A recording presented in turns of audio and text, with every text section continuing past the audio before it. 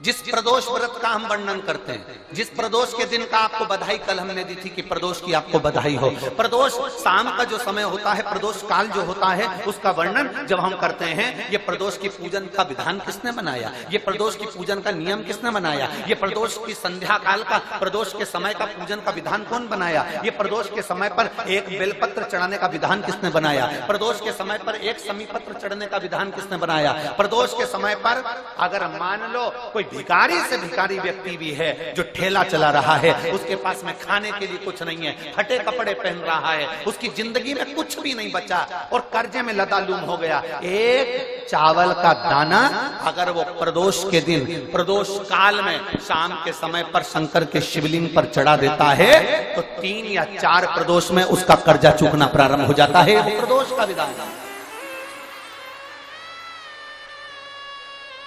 इतना ये प्रदोष का वर्णन करा किसने, इतना प्रदोष की महत्वता बताई किसने, कौन करे इतना वर्णन। अगर प्रदोष की महत्वता बताने वाला कोई है, इसीलिए मेरे शंकर भगवान माता सती को लेकर कुंभज ऋषि के यहाँ, अगस्त ऋषि के यहाँ कथा सुनने के लिए गए थे, क्योंकि उनके बराबर कोई शंकर के महत्व को बता नहीं सकता और प्रदोष के महत्व को नहीं बता सकता। सती मैया को प्रदोष का महत्व बताने के लिए शंकर सती जी को लेकर कुंभज बाबा के यहाँ गए थे, अगस्त ऋषि के, कि प्रदोष के महत्व को तो जानो सती, तुम प्रदोष के महत्व को तो सती जानो, तुम प्रदोष के महत्व को तो सती पहचानो कि प्रदोष का महत्व क्या होता है, प्रदोष काल का महत्व क्या होता है, प्रदोष के समय का महत्व क्या होता है। जिस समय पर सूरज डूब रहा हो, चंद्र प्रकाशित हो रहा हो, दोनों का मेल हो रहा हो, ना तो पूरा सूरज डूबा है, न पूरा चंद्र आया है, ना पूरा अंधेरा है, ना पूरा उजाला है, उस समय को प्रदोष काल कहा गया, उस समय को प्रदोष का समय कहा, प्रदोष काल कहा। अब कई लोग हमसे कहते हैं गुरुजी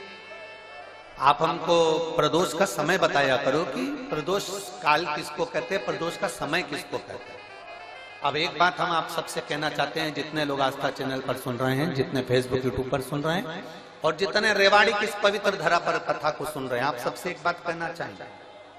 अगर हम समय देखकर बताएं आपको कि शाम को 6 बजे, 6:30 बजे, 6:30 पे लेकर 7:30 के बीच में ये समय है, या 5:30 से लेकर 6:30 तक का ये समय है, या हम तुमको बोल दें कि इतनी बजे ये समय प्रदोष काल का रहेगा या इतनी बजे ये समय रहेगा, तो देखिए कभी कभी ठंड का समय आता है तो दिन जल्दी ढल जाता है, कभी कभी गर्मी का समय रहता है तो दिन बहुत लेट ढलता है। इसलिए समय की गणना से मत चलो, आप तो ये अंदाजा लगाकर रखो कि दिन ढल रहा हो, अंधेरा होना शुरू हो रहा, सूरज डूब रहा हो, चंद्र प्रकाशित हो रहा हो, अंधेरा अपना काम कर रहा है, सूरज ढलता जा रहा है,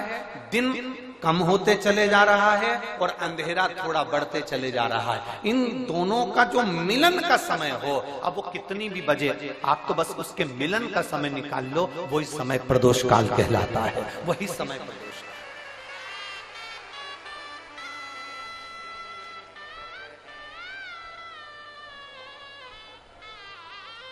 अब प्रदोष काल की पूजन का विधान किसने बनाया, कोई आपसे पूछे तो क्या बताओगे, जम के बोलो जल्दी से,